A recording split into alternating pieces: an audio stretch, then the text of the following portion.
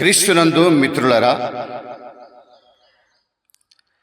మత్తయి సువార్త 16వ అధ్యాయం 26వ వాక్యం, లూకా సువార్త 9వ అధ్యాయం 25వ వాక్యాన్ని యేసుక్రీస్తు ప్రభువారు ఒక మంచి మాట చెప్పారు. అక్కడ ఒక మనుష్యుడు లోకమంతా సంపాదించుకొని తన ప్రాణాన్ని పోగొట్టుకుంటే వానికి ఏమి ప్రయోజనము అని అక్కడ మనకి చెప్తున్నాడు.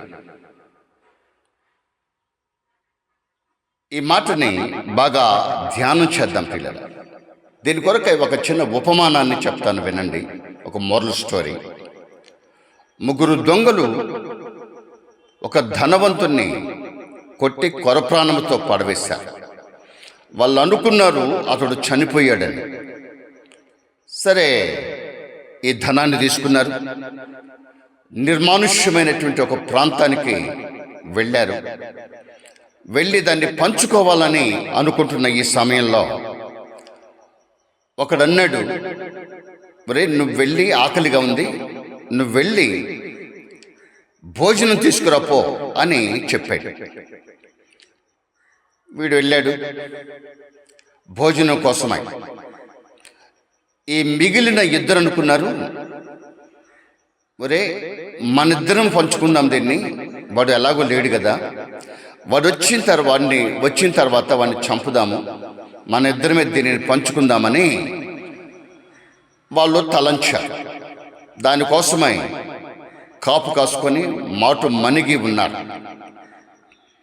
ఈ లోపుగా వీడు వెళ్ళాడు, భోజనం చేశాడు, వాళ్ళకు కూడా భోజనం తీసుకున్నాడు. వస్తూ ఏమనుకున్నాడంటే,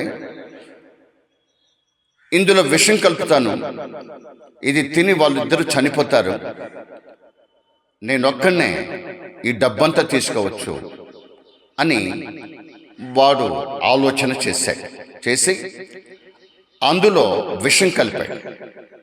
ఈ లోపుగా వీడు సమీపముగా వచ్చాడు. వీళ్ళు ఒక పొదచాటున మాటు కాసి వాడిని కొట్టి చంపేసేశారు.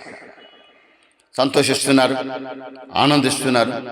అక్కడికి డబ్బు దగ్గరికి వెళ్ళారు. అనుకున్నారు భోజనం చేసి పంచుకుందాము అని. సరే, భోజనం చేశారు. భోజనం చేసి అందులో విషమున్న సంగతి వాళ్ళకి తెలియదు కనుక తిన్నారు. వాళ్ళు కూడా చనిపోయారు. ఈలోపుగా ధనవంతుడు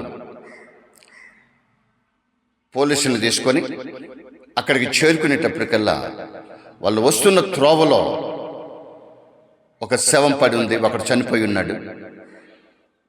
భోజనం, ఇస్తరాకు అంతా అక్కడే ఉన్నాయి. అక్కడ ఇద్దరు చనిపోయి ఉన్నారు. డబ్బు పదిలంగా ఉంది, ₹1 కూడా అక్కడ అందులో నుంచి ఏమీ కాలేదు. డబ్బంతా ధనవంతుడు తీసుకున్నాడు. దీన్ని బట్టి మనకి ఏమర్థమవుతుంది మిత్రులారా? మనం కష్టపడి, మనం సంపాదించి, మనం చెమటోర్చి మనం సంపాదించింది మనకు అవుతుంది, కానీ అది మన భార్యకు, మన పిల్లలకు పనికొస్తుంది. కానీ అక్రమముగా సంపాదించి, లంచము తీసుకొని సంపాదించి, దోచుకొని, కడుపులు కొట్టి అక్రమమైనటువంటి సంపాదన, అక్రమమైనటువంటి ఆస్తులు మనకు పనికొస్తాయా? మన జీవితాలకు పనికొస్తాయా? మన బ్రతుకులకు పనికొస్తాయా? యోచించండి పిల్లలు. నీకు వస్తున్న జీతముతో నీవు తృప్తి పడితే అది నీకు, నీ బిడ్డలకు పనికొస్తుంది. కానీ లంచాలకు ఎగబడితే, దోచుకుంటే అది మనకు వర్తించదు. ఆ సంపాదన అది అన్య సంపాదన అవుతుంది తప్ప కష్టార్జితం కాదది. కాబట్టి మనం సంపాదించేది మనకు, మన పిల్లలకు దక్కాలి అని అంటే న్యాయమైన సంపాదన మనం సంపాదించాలి. సొలొమోను రాజు అంటాడు, పాపులు నిన్ను ప్రేరేపించినప్పుడు నా కుమారుడా, వారితో వెళ్లకుండా నీ పాదాన్ని వెనకకు తీసుకో అని చెప్తాడు.